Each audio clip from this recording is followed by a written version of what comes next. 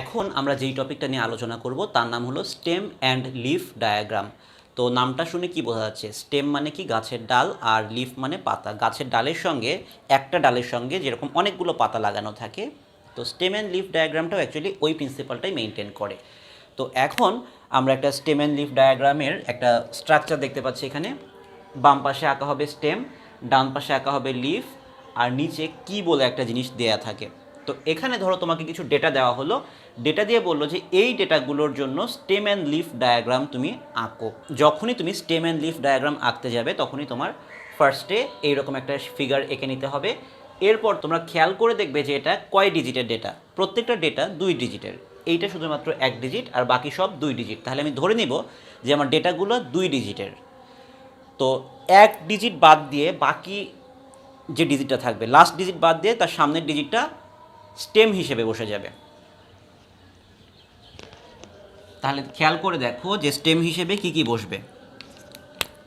0 1 2 3, last digit বাদ দিয়ে তার আগের অংশটাকে আমি স্টেম হিসেবে বসিয়ে দিলাম। তাহলে 0 এই স্টেমের সঙ্গে কি থাকবে? 4 আর 5। কারণটা কি? এটা 0 4, এটা 0 5। 1 এর সঙ্গে লিফ হিসেবে কে থাকবে?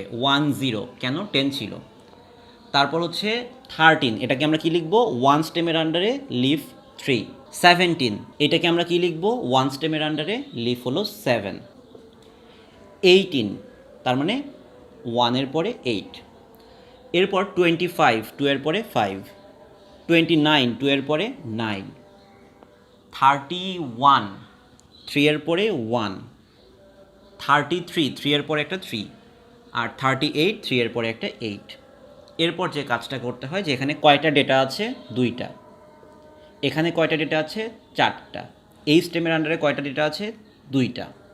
এই স্টেমের আন্ডারে কয়টা ডেটা আছে? 3টা। এগুলো ব্র্যাকেটে লিখতে হয়। তাহলে থেকে আমরা কী বুঝি যে কোন স্টেমের আন্ডারে কয়টা ডেটা আছে। এরপর আমরা এইটা কেন লিখি? এটা একটা কনভেনশন মূলত। আর এখান থেকে যে জিনিসটা পাওয়া যায় সেটা হলো এই সবগুলো যদি আমি অ্যাড করে দিই তাহলে আমি বুঝতে পারি যে এখানে ইন টোটাল কয়টা ডেটা আছে। 2 + 4 6 + 2 8 + 3 11।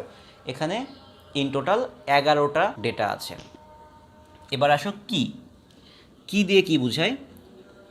2 5 মিনস 25, অর্থাৎ 2 এর পরে যদি 5 থাকে তাহলে বুঝবো 25, 2 এর পরে যদি 9 থাকে তাহলে বুঝবো 29, 3 এর পরে যদি 8 থাকে বুঝবো 38।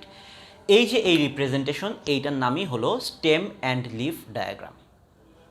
এখন আমরা স্টেম অ্যান্ড লিফ ডায়াগ্রাম থেকে আরও কিছু জিনিস দেখব।